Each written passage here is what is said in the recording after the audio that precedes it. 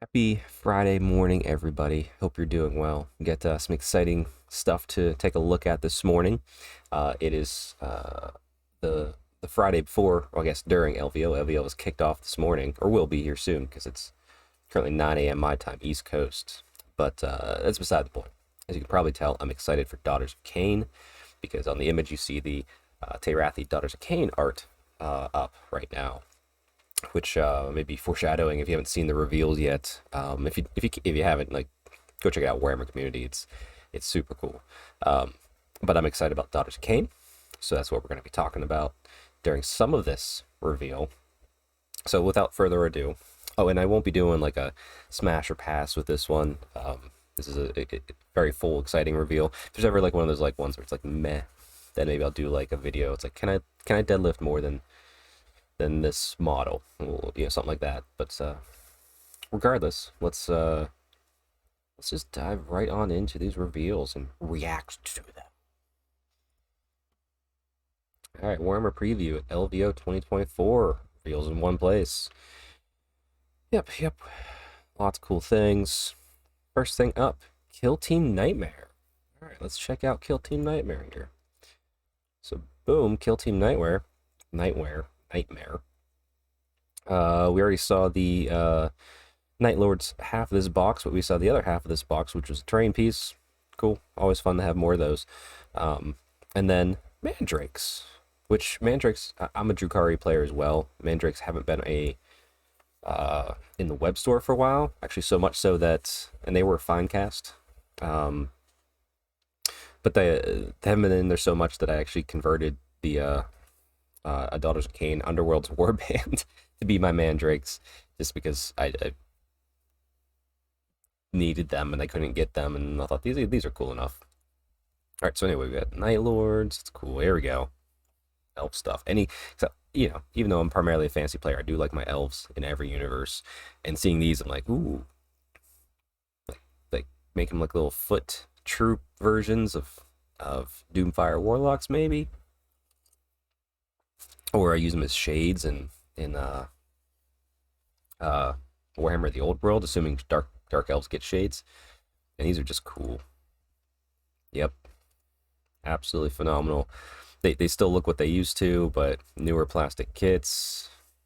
And that one guy with the cloak was just sweet. But that's the same cloak, I think, from one of the Underworlds warbands. So it's a CAD keep creeping in here. But yeah, look at that. And then love the fire. Ooh, the runes very. I want to say World of Warcraft because I think they always had these rune tattoos, but they might be easier to paint this time if that's what you want to go for. Let's see, and then the little genitorium type thing. So cool, awesome. Let's check out what's next. Warcry. Can't speak this morning. Let's get another sip of coffee here. Maybe that'll help. Warcry, Pyre and Flood. So boom. And over. Warcry is where you always get the coolest models, it seems, as of late. I've played Warcry. It's a fun skirmish game. It's just every time I get together in like a game club, we have hours, so we want to play full games. But I still have a nice Warcry board. But yeah, just haven't really put time into it. But the models are always amazing. And this time, the one is Pyre and Flood. Little box set here starting out. Some Lumineth, some Nighthaunt. Very cool, very cool. So I'm not a big Nighthaunt player. Like, I don't play them. They're okay. The models are fiddly. A lot of negative open space, which isn't really my jam. But I do like their playstyle. Like, beside the point. These look like Nighthaunt. They're just on fire. That's cool. And unfortunately, I'm not gonna have a really interesting take one or the other. They're not doing much for me, but I'm sure if you're a Nighthaunt player, you're super excited for these guys and their lore. But I am excited for elves.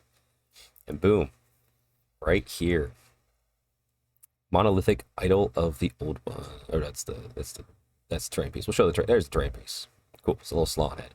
But the warrior monks of Yadrillian temples stand in opposition to scorched specters. Well, it's fun name. These are the Elementary Lumineth, are dedicated to elemental spirits that embody Hyash, worshipping rivers of the mortal realms. So that's really cool. You know, very fluid, very jumpy. Kind of remind me of Harlequins with the masks. But I think there's 3 different types in here. Like an armored one, new ones. I think so. Like, I think this is clearly the leader. You know, tactical rock. He looks good. Very armored up, very elite. Yeah, I can see like all the nautical type influence here, which is just cool. There's some of the other ones that join the unit. Very nice. I like this. This is like an appropriate amount of armor for like I think what they're doing. The mask thing doesn't do it well for me, but I like the seahorse helmet, so it's fine too. Like it's different in the army, so like even though it's not my favorite with the masks, it's still cool and it would give a nice different feel to like one unit of the army. So not a bad choice, and I wouldn't change it if I put these in. Oh, and then these ones. I think these are the young initiates, so they haven't earned their full armor and they're kind of getting by and through all that stuff. So that's why they're lightly armored. Don't have the full mask yet. I'll be honest, I don't like the top without the armor. It looks like they're just about to go like do some field work. And I, like it's suspenders are a bold choice, but yeah, no, it's not that big a deal.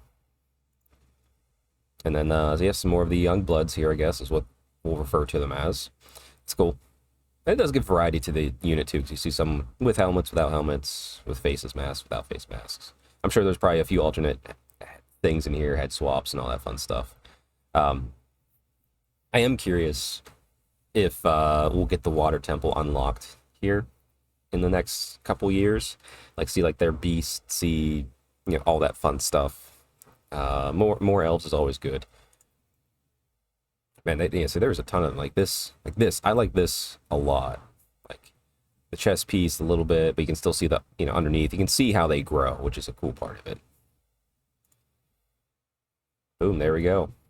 And yep, the old one, Slan head temple statue thingy. That's cool, and that's apparently pretty big too. So that's straight awesome. But yeah, Fire and Flood. Haven't touched my Lumineth in a while, but since I'm diving back into High Elves for the old world, don't know if I'm gonna get a chance to get back to my Lumineth yet. But there's also another reason for that. Next up, we have the Kroot hunting pack. Okay, everyone's Kroot. When I was in the chat last night, everyone's just like Kroot. So, and apparently this isn't all the Kroot that they've shown off. This is just all the Kroot they wanted to show off, from what they said. So some nice new art, new models here. You're getting a new Tau Codex. I'm sure they'll be happy about that. And then one of those little FOMO boxes. And trust me, they get me too. I love these. Like it gets you cool new models, gets you a special collector's edition book, sometimes cards. I do like these. And I picked up a few myself. But obviously I'm not a Tau player at all, so I'll be able to pass on this one. But if you're a Tau player or a Tau curious, you're probably gonna grab it. See the Warshaper, he is cool. This is a fantastic looking model. If I do say so myself. Like there's a lot of detail, a lot of variety in the build. It looks like. I imagine you take the extra bits and kit bash a spare Kroot you have lying around and make a second Warshaper if you want. I'm not sure what his rules does, but maybe you want to. Because I did say you could actually now field a full Kroot army with everything that they've released. So it's in the Tau Codex, but it'd just be all Kroot, which is kind of cool. The Flesh Shaper, which I think they said in the lore on the video, was these are the guys that tell you what to eat as a Kroot, since the Kroot just will eat anything, including cannibalism. And then just the basic new troop lines. That's a fun gun. These guys remind me so much of Oddworld, Abe's Odyssey, whatever that game was. That was such a weird game. Granted, these guys aren't meek and being used for food. They eat everything, so definitely 40k take on that. Say rifles are cool. The rifles, they're very like, they're kind of human, but I think that's just very Kroot.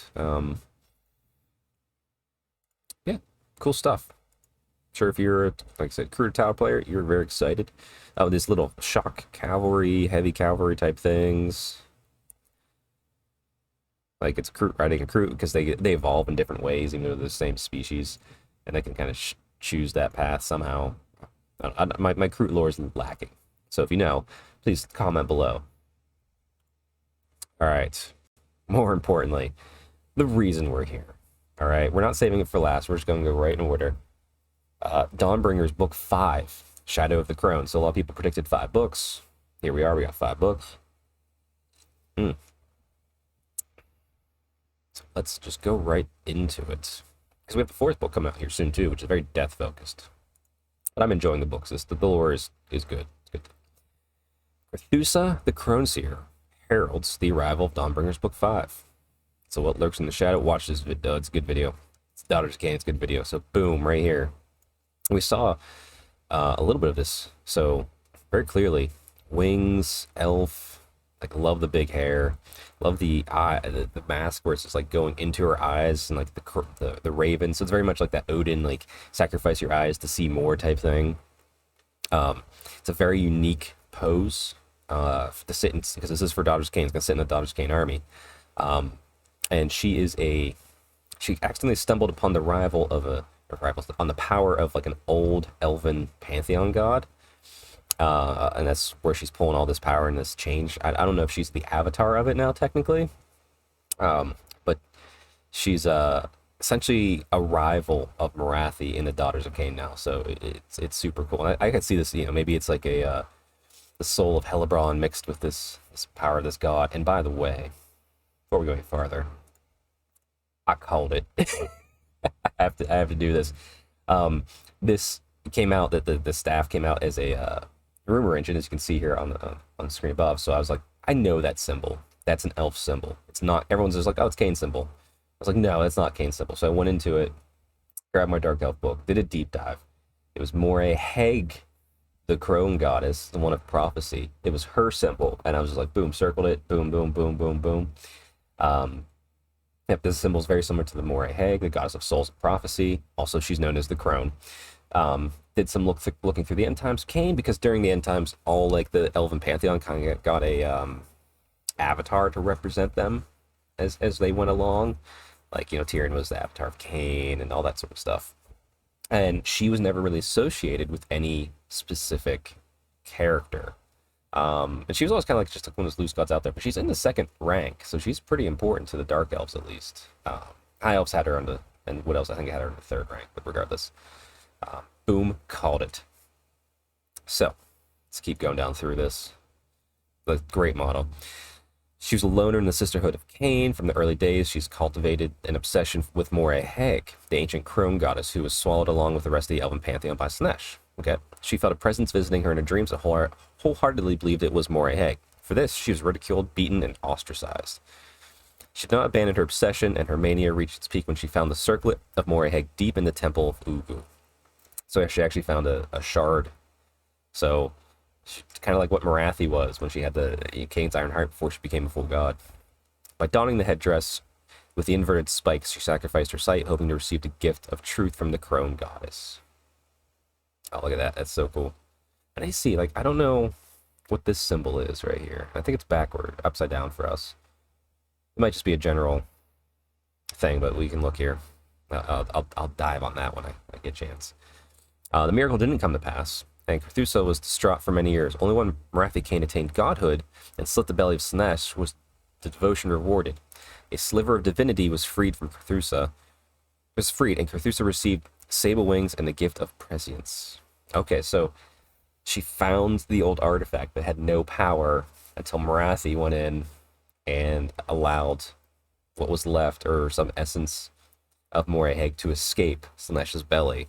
Which is kind of cool because, like we know Anarion is in the belly still. He didn't. I don't know if he might have escaped, but he was fine. Marathi killed all the other Phoenix Kings, but what other gods might have been eaten and still kind of be reminiscent in there? Like I know the Ideneth, it's not their god, but their avatar. Also Mathlan. He was eaten. I think he was like eaten last. So did he maybe not escape yet? And if we do, will we get like more powerful Eidolons? Regardless. All right. So now Cthulhu is the Crone Seer, accompanied by flocks carrying birds who will act as her all-seeing eyes across the mortal realms. Visions of the future, as yet unseen, flood her mind. So she struggles to discern precisely how each future will come to pass. Moriheg subtly guides her with omens. Okay, so from what it sounds like, Moriheg is back as a god, which is cool and interesting because at the end times we learned that it's all cyclical. But since Moriheg didn't have anyone to take her place per se, so maybe that's why she's back in full. All right, and yes, the book 5, Shadow of the Crone. Clearly, I'm picking this up, as well as this model in this box set. So you can read all about Cthulhu's scattered visions and the future of Dawnbringer's book 5, Shadow of the Crone. They bring her to the twin-tailed city of Gyran and Hammerhall, which will slowly succumb to the king, which slowly is coming to the King's Blood curse, with is what we'll learn about in book 4 here. Let's see, yeah, look at her, just kicking ass. Book covers Crone Seer's pariahs, an army of renown for worshipping of Moriheg, and another the protectors of Hammerhall. Oh, okay. And another for the protectors of Hammerhall. So there's gonna be 2 things coming out. As well as the 4th part of the Twin-Tailed Crusade Path, the Glory Pack. There are rules for Stronghold Assault, a new match play, battle pack that pits teams against 4 players, clash, competing readouts. Moriheg's Sablewing's Prophet will be first available as Prophet of Cthulhu's Crone Host. Box would pair her with 5 Doomfire Warlocks, also Spiel's Dark Riders, because those are in every box. 10 Witch Elves, which can also be Sisters of Slaughter. So cool. And I'm glad that's not a ton, because I don't need more. Well, I always need more, but I don't need a ton more Daughters of Cain stuff. But it's nice to get a few, and being able to take this and just go and add it to my collection. I cannot wait. More Daughters of Cain. And I'm assuming there'll be a new way, like that new way to play. Like, how's it going to be as a Daughters of Cain? Like what's her thing? I think they mentioned in the video that she's a priest of Moriheg, essentially. So maybe she's the priest focused while Morathi's the caster focused. I wonder, it's probably one of those things where you can't have both in the army. Maybe, we'll see. I can't wait. It's a new way to play Daughters of Cain, because it makes me want to get them back on the table right away. Not that they ever really left, but I want to get them out again.